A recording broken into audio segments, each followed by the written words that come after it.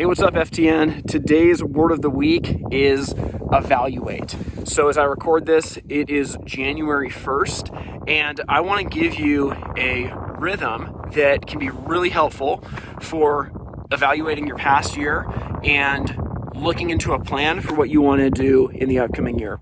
The first thing, and I try to do this on the New Year's Day weekend at some point, is to go for a long walk or run. And I would encourage you on the first half of that walk to think about the first half of your year. And it can be helpful if you have your phone with you, just like browse through your calendar and just look at where did you go? What did you do? And just think about, what did I do in January, February, March, April, May, June? Then turn around and walk back or run back and think about the second half of the year. What did you do in the third quarter and the fourth quarter? And as you do this, I guarantee you're going to start taking all these rabbit trails and thinking about all these things that you haven't thought about for a long time. As you think about, man, I did that in January and I did that in February. Gosh, it's crazy to just think about everything. Then my recommendation would be to take some time, like you could do this in an hour or two, but take some time away from people and just write down the answers to a few questions. The first one is, what are 3 things I'm going to do in the upcoming year?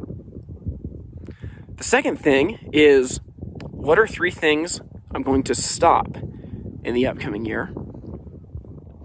Third, now for me, I'm married to Jessica, so I write down 3 commitments that I'm going to make to her. Now, you may or may not be married, but what are 3 commitments that you want to make to somebody else that's an important person in your life? Finally, do you have a word for the year? For me, this year, the word is sustainability. And the reason is because the last couple of years have been a lot. Things have been moving very, very quickly. And as I go into this year, I want to make sure that what I do leads to sustainability for myself and for the people around me.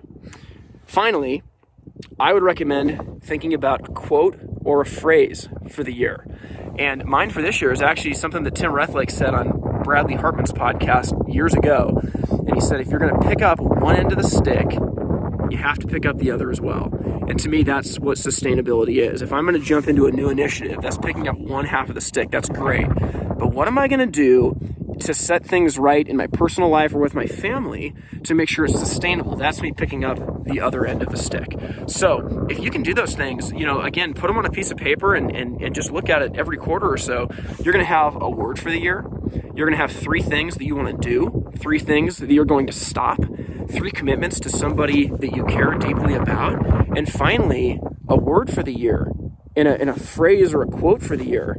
That's powerful. What I did last year is I actually got that printed on a canvas that went right in front of my desk where my computer sits. So every single day, I had to look at it. My friend Alex Judd says that experience means nothing, but evaluated experience is everything. My hope is that you can take some time right now to evaluate the last year, celebrate it. Maybe you need to mourn a little bit because of it, but then you can evaluate that experience and make a plan for what you're going to accomplish in 2022.